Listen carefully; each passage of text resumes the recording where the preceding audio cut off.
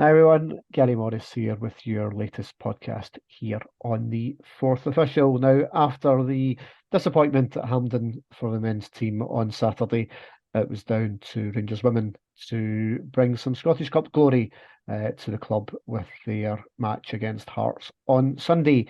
And as always, here on the fourth official, joining me to break down all the main talking points coming out of the game once again from the Rangers Women's Supporters Club, it's Rhiannon Hughes. Welcome back, Rhiannon.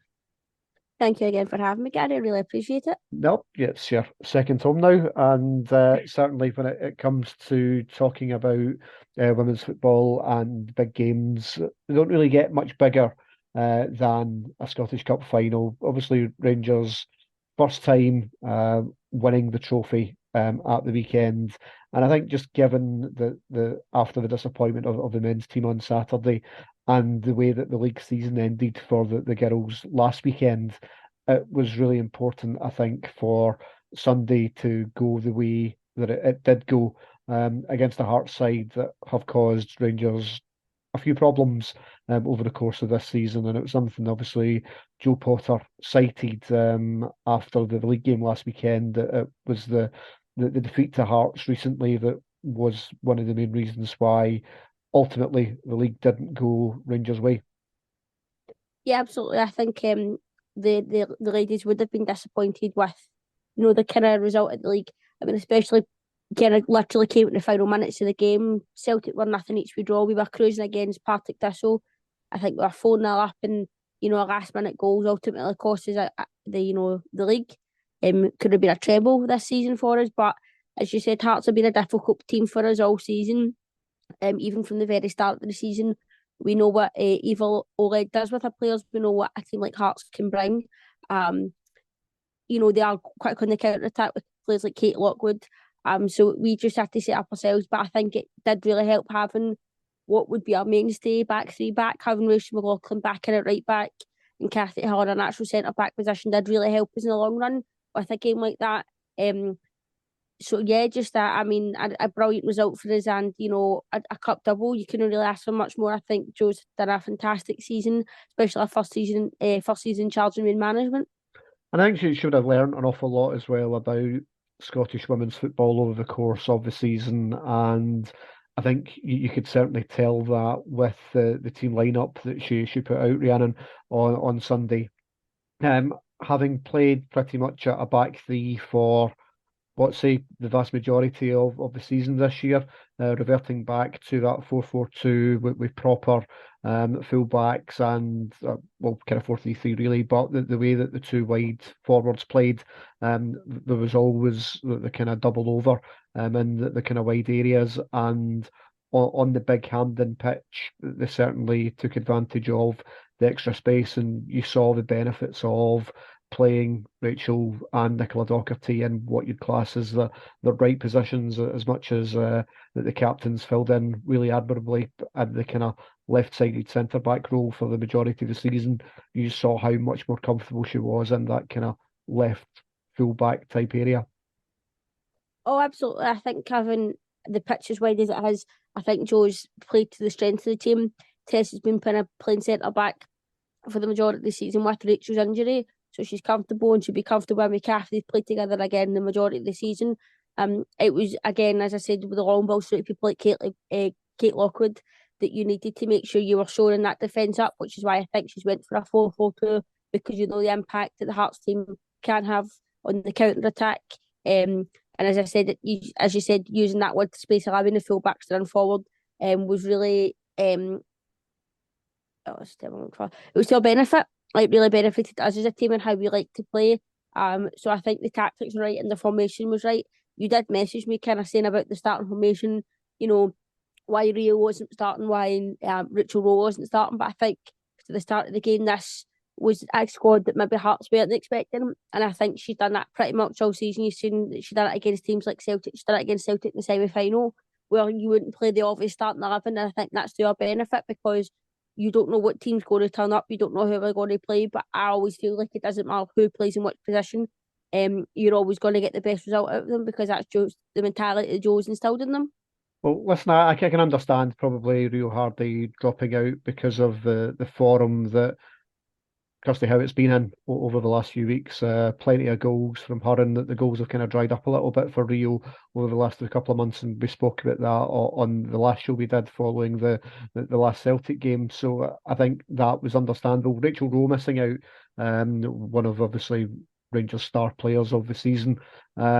Obviously, there was a bit of an injury doubt on Rachel before the game, and hadn't really done a great deal of training, but her absence was absolutely mitigated by the fact that coming back in was Kirsty McLean, one of the Young Player of the Year nominees, and just even having Kirsty McLean back fit again just kind of showed that squad that we spoke about just a couple of weeks ago, getting players back of the quality of Kirsty McLean, just really meant that actual Rachel Rowe wasn't missed in that starting lineup because you had somebody the ability of McLean.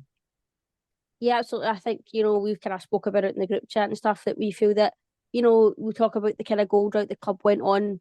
I think Kirsty McLean is a mainstay in that team. I think she is the foundation of that team. Everything goes through her, and we missed her terribly when she was injured. I think she can unfortunately get injured at the worst possible moment. Yes, we had a great squad and we continued to build, but I think Kirsty showed her qualities. I think even a half fit Kirsty McLean is somebody I would want on the pitch. As I said, she's a mainstay in that team and everything goes through her. I genuinely feel like that team's built round her because of what she offers you. She's not scared to take the ball. She's not scared to take the ball in tight spaces with the players around her. She always goes forward. She's always looking for that forward pass. Our game IQ is second to none. And I just hope that we can keep her for the next season because she's just been outstanding this season. I think even getting a Young Player of the Year and Player of the Year award nomination, considering she was out for about half the season, shows you the type of player she is and the quality she possesses. Yeah, and it was also the first chance we got to see her in midfield alongside Chelsea Cornet, who I know we've said has been phenomenal this year and quite underrated. And obviously Liv McLaughlin, who's been an excellent signing in January, and we'll watch this space to see whether or not that's a deal that can get done from Aston Villa because she's certainly done very, very well up here. But the three of them alongside Rachel Rowe as well, the midfield's been massively strong all throughout the season. But to see McLean in there with Cornet and McLaughlin just a bit more sitting, a bit more conservative, and it was just a slightly different functionality of the midfield, and you then were able to allow Brogan Hay to kind of play her natural game out on the right hand side, and Lizzie Arnott cutting in from the left hand side, and we've seen Lizzie do that all season, that kind of cut from inside, and she was very unlucky pretty early doors not to bury one in the kind of top corner with that goal that we've seen so many times from Lizzie. Just a bit unfortunate that it was just a bit off target. I mean, we've kind of said Chelsea's been an unsung hero. As for Liv, I mean, there's a possibility with Carla Ward having left Aston Villa as their manager this season, at the end of this season rather. There's a possibility that she might want to stay if she's enjoying herself. She's been up here, she's won 2 trophies with us already. She seems to be enjoying her football. She says that she's been enjoying working under Joel, so that could be to our benefit. If we could keep Liv, I would love that. I think our midfield, I love McLaughlin, a Chelsea Cornet, Kirsty McLean and a Rachel Rowe is nothing to be sniffed at. That is a fantastic midfield when you look at it. And as you said, the way that we're set up allowed Brogan to play in that right hand side and Lizzie to play in the left. As you said, definitely unfortunate not to bury one, but that's goals that Lizzie's scored most of her career. I remember she scored a similar one in the Sky Sports Cup final last year against Hibs. But that's the quality the quality of player Lizzie is. She was kind of injured last season, and I feel like she's kind of back getting into form, which is fantastic. If we can keep everybody fit, kind of going into pre-season, then I fancy our chances really, really strongly for the league next year. And then you've obviously got the likes of Mia McCauley in there as well. So the squad is incredibly stacked, and we'll go on later on to speak about some of the new contracts that have been awarded to some of the players as well when we talk about that squad depth. The game itself, I felt Hearts were I don't know if they were just kind of overawed by the occasion a little bit, or if it just because of the way Rangers set up, but almost from the kick-off, Rangers were just in kind of total control of the game without necessarily creating too many sights on Hearts' goal. I think that there was controlled possession, but that kind of final ball wasn't quite there, kind of first 20, 25 minutes. And it took something very, very special to open the scoring. And we've spoken before about Rachel McLaughlin. Now, it was a player of the match performance from Rachel on Sunday, but I don't think anyone will score a better goal in a cup final than what she got. An absolute phenomenal strike. And we've spoken before on here, Rhiannon, about the importance of Rangers shooting from distance because it's worked for us an awful lot this season. This one was a strike of immense quality, right in the top bin. I don't think two goalkeepers get anywhere near it. Just the power, the pace, the swerve on the shot. You wouldn't catch it any better than the way Rachel did. I would agree with Hearts. I feel like it was the kind of last 15, 20 minutes of the game that they started to kind of come more into it. They started to kind of bring themselves on into it. I would 100% agree that Rangers were, possession based. Didn't create too many chances, as you said. But I do feel like Hearts kind of didn't really open up to it until towards the end of the game when it was still only 1-0 and thought maybe we could nip something here, maybe go to extra time. As for Rachel's strike, I mean, this is exactly what Rachel gives you. And this is another reason I think she was so missed when she was injured is because she isn't afraid to get the ball and have a shot for distance. She's done that a lot last season. She's done it this season before her injury. This is what Rachel also brings you, as well as being a phenomenal defender, a phenomenal right back. Her tracking back second to none, her tackling, her work rate is second to none. But this is the other side of her game that she gives you. You'll give her the ball and she's not scared to shoot. She was unlucky, to score a second on the kind of earlier on in the second half to make it 2-0. But for Rachel to come back and play the way she's playing with the injury that she had, it's like she's never left the pitch. And again, she's just a quality player. And this is the type of, the quality she possesses. And as you said, what a strike to open the scoring. And I just remember her celebration without putting the cursey words in. I'm pretty sure she said something akin to F and get in, which I would absolutely agree with. Yeah, that was a great strike and something that I think the conditions on Sunday wasn't something that was spoken about, but obviously the game being just 24 hours after the men's final, there was an awful lot of rain kicking about on Sunday as well. So it was a heavy second day pitch as well for the girls to play on. It was something that Julie Fleeton on commentary commented on actually was that for a lot of this season, the vast majority of games are played on synthetic surfaces or astroturfs.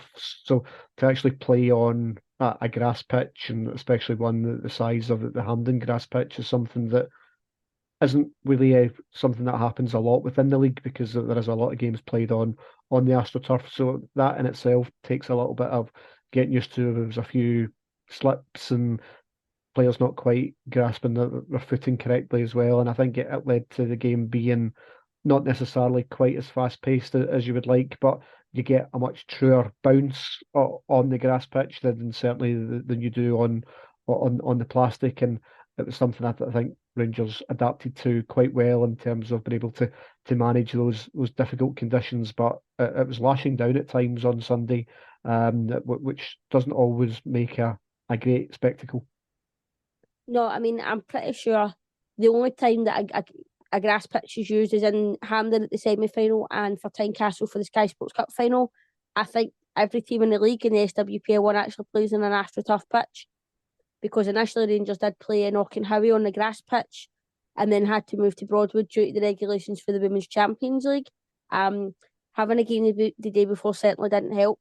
I actually did see an image. I think Rangers women posted it about when the knee slides were still actually on the pitch after Rachel scored that goal, that you could still see the marks where the players did their knee slides to celebrate. So I mean, it's always a question of the quality of pitch at Hampden. It held up well, but I do think that Rangers were able to adapt it. But I also think it helps that Rangers have the option to go to Auchenhowie and train on a grass pitch.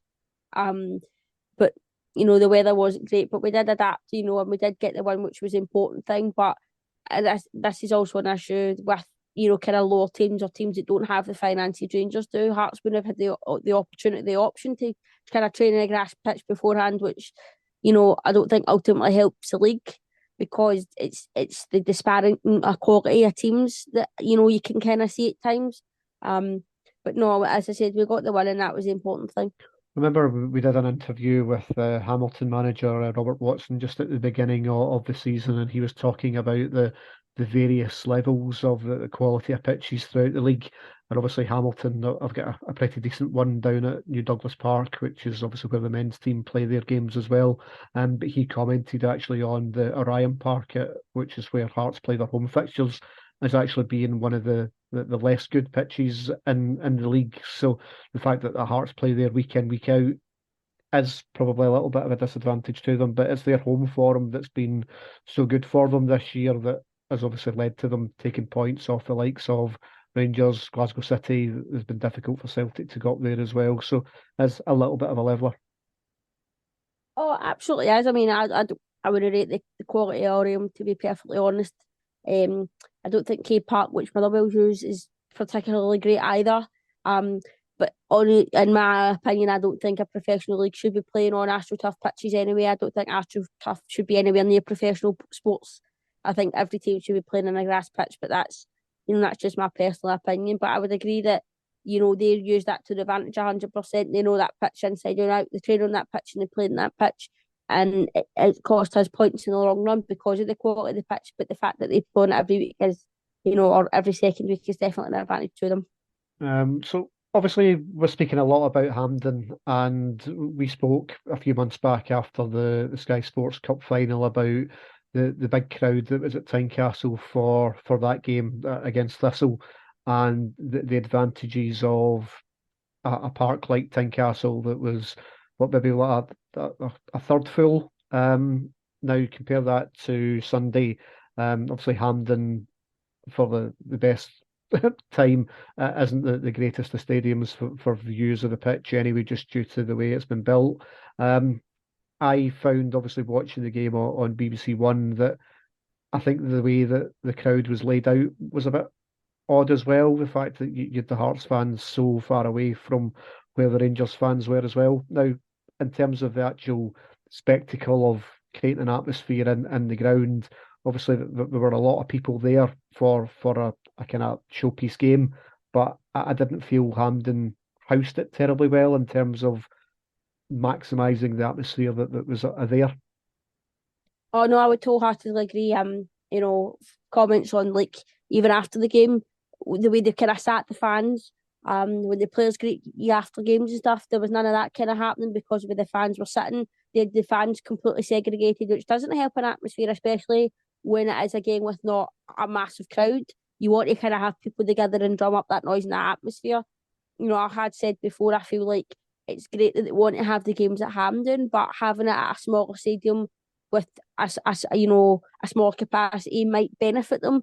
And as the crowd starts to grow, then kind of move on to the bigger stadiums. But I don't think it's done either Hearts or Rangers a service by having it and setting up the way they did. I mean, especially after the game, the trophy presentation, they didn't actually show the trophy presentation on like the on the pitch. Wasn't facing the fans; it was facing like the sponsors and stuff. So why not have everybody and the sponsors and the fans in the north stand? Why make the fans go to the opposite end and they're not getting to see it because it's all catered to people who have maybe sponsored the game, which is great. But then you're taking away for the people who go in week out, like week in and week out and support the teams. It's I don't think that's fair. But as I said, I do genuinely feel having it in a smaller venue, and then building the capacity up as the crowds grow up would probably be a better idea.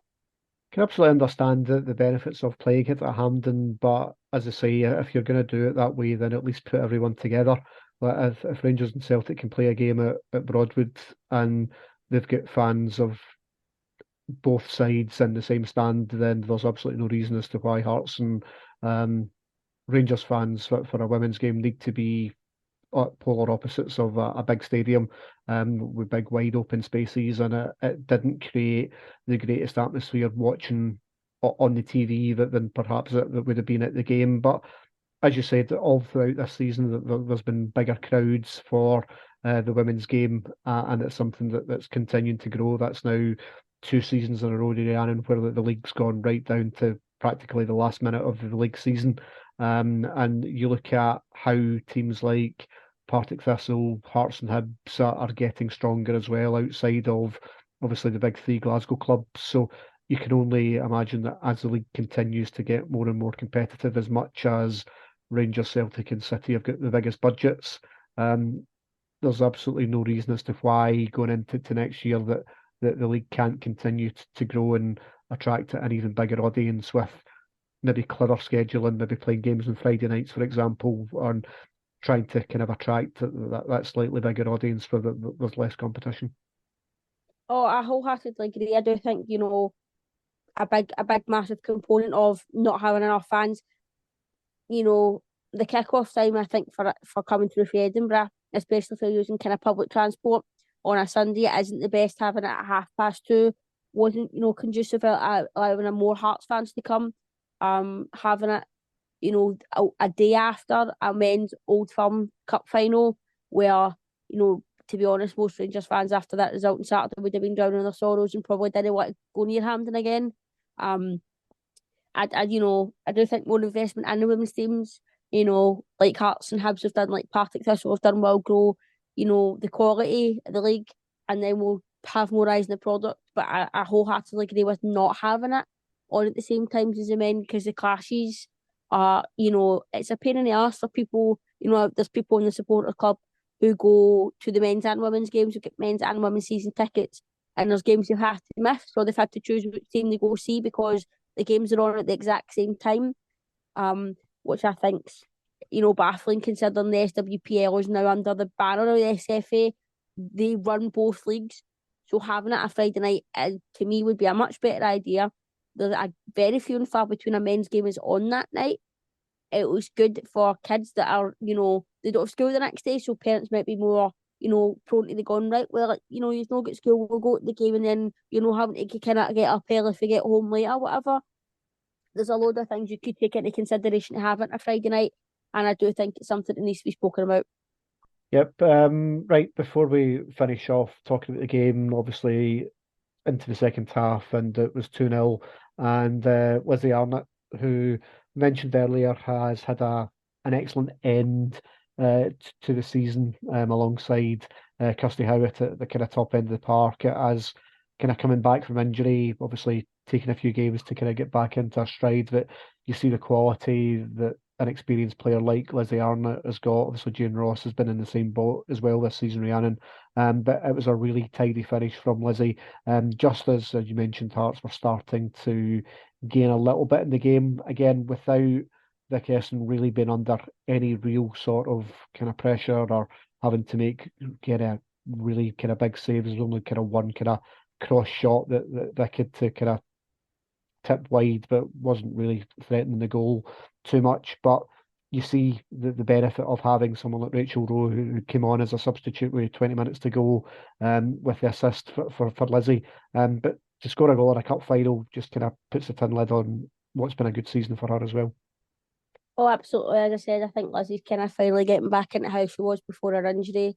It's been building slowly and gradually, but we've seen the fruits of her labour because she does work hard. Again, another player who isn't scared to take a full ball or drive into the box, isn't scared to have a shot, outside of the box. So I think it was just as there for Lizzie for how well she had been playing, how well she played in this game, and she was definitely deserving of it because that's back much, it's a big confidence builder going into next season, that she's starting to feel like she's getting into a rhythm again. I wholeheartedly agree about Rachel Rowe, but obviously, as she was an injury out, but having even, like a half injured Rachel Rowe, shows what she can do with a game and how the game can change with her on the pitch. So full credit for the assist for Rachel because I thought when she came on she was brilliant. But yeah, what an assist and what a finish for Lizzie. Just cool as you like, right in the corner, keeper had absolutely no chance. Over the course of the last couple of days, Rhiannon, we saw some news regarding the women's team already making strides towards setting up for next season. And yesterday, the club put out a message thanking Lisa Martinez for her time at Rangers, obviously across two spells. But she's going to be moving on in the summer. A player who didn't get off the bench at the weekend and hasn't had a great deal of football this season, even given Rangers' kind of injury problems at the back. But she's been a great servant to the club. Yeah, I mean, absolutely lovely, sir. She's been great over the two spells, but unfortunately, that was her second ACL injury she done kind of last season. When she came in, and I think it's just the way, to be honest, how Joe's playing. If Joe had the kind of same similar format as Malky, she might have got a bit more game time, but it's just unfortunate that she's kind of stuck with that kind of three at the back formation, which didn't really allow it to get much, if any, game time, which is just unfortunate. But Lisa's a quality player. I've no doubt that she'll go to a team and they'll be reaping the fruits of the benefit of having a player like Lisa in their squad. She's very much a team player, and you can see that with how much she spurs the team on and how much she kind of drives the team even from the sidelines. And I will miss her, and I'm gutted she's leaving. But I mean, that's the unfortunate thing about having a squad as big as we do. At some point, somebody's going to have to leave. And it is unfortunate that has to be Lisa. Yeah, but there's plenty of players that have signed new deals going into next season. 6 players with kind of signing of new contracts, and we kind of mentioned that on our new YouTube channel with the Blue Nose Bulletins earlier on in the week. But obviously Rio Hardy signing back up again alongside Kirsty Howard with contract extensions. Really, really kind of big news. Obviously, Rio's been a massive hit this season, as much as the form's kind of tailed off towards the end of the season. But as she's tailed off, Kirsty's been there to kind of step up, and the two of them have scored an awful lot of goals this season. So having both of them still signed up for next year, really positive that that's where the goals are going to come from again next season. Absolutely, I think we calculated something like 43 contributions between the two of them this season, which is a lot of goals. For me, that's your main strike force. That was the main strike force from the start of the last kind of the season this year.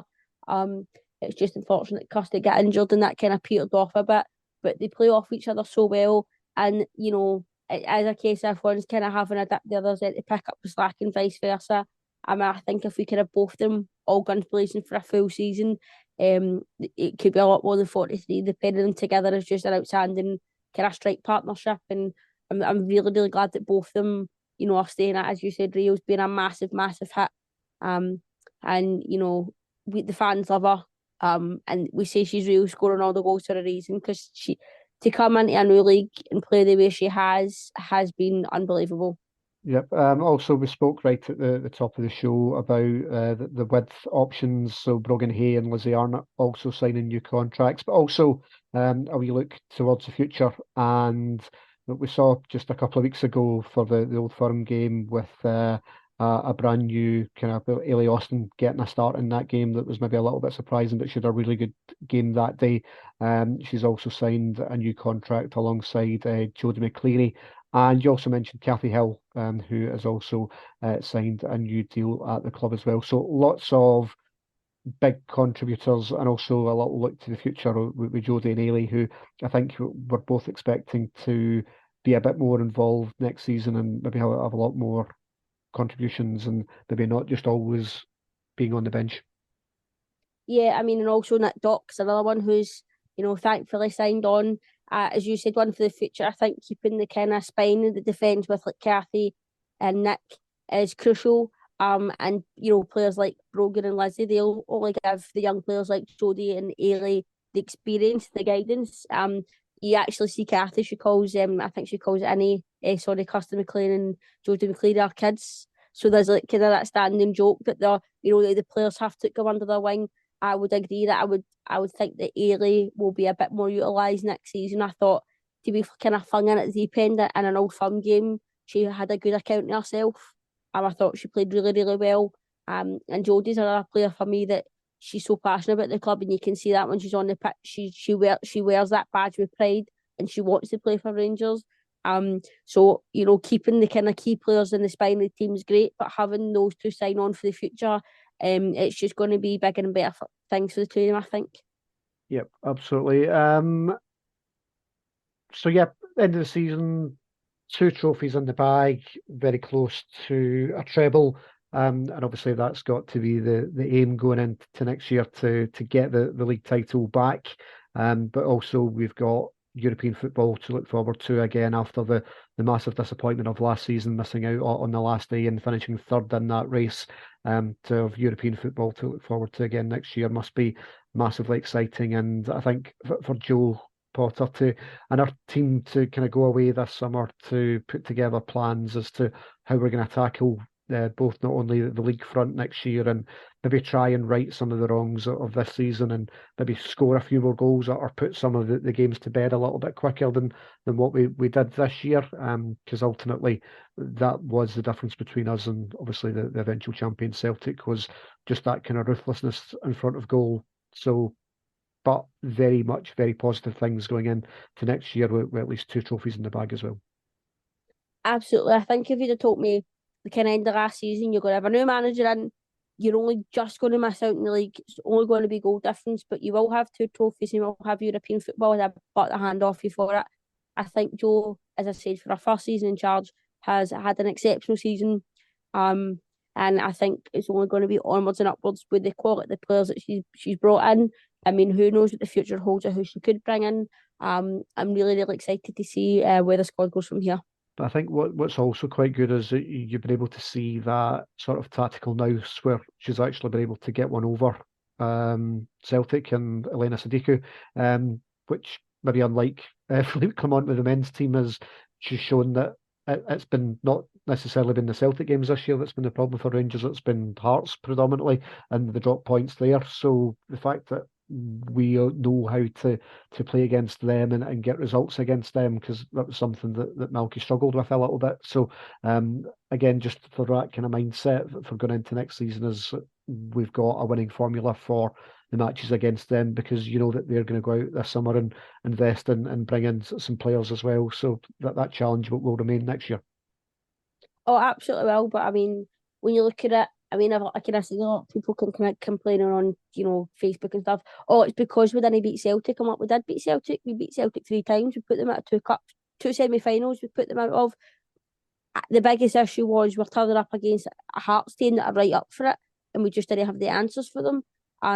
And this was sort of an issue last season. Hearts cost us problems. They've been a bit of a bogey team for us. But as you said, kind of try to put games to bed earlier, being a bit more ruthless than we were. I think, mentality monsters is a term I'll use. I think that's something that Joe's going to keep pushing on them kind of next season when we kind of go to the start of the game, like the season before the splits, when you're playing teams that without being, objective or unkind, that you can beat comfortably 7-8-0, you need to do that, because when it comes down to the final margins like this season, it can only go in our benefit. Absolutely. Big thank you to Rhiannon for all of your contributions across this season. We've spoken to you an awful lot, and it gives us a lot to look forward to. A bit of a break now in the summer for the ladies, although there's a few of them away on international duty just now with Scotland as well. So not quite ready for a break for them, but certainly going into those games with a trophy in the bag, and then they can enjoy their summer and be ready to go again come the beginning of next season. And as always, here on the Fourth Official, we will be all over the women's team coverage again for next year. And if there's any movements in the summer, we'll certainly keep you up to date with them on our YouTube channel. Big thanks for you coming on. It's been great to have you. Thank you so much for having me, Gary. And thank you to you all for listening. We'll speak to you next time. Goodbye.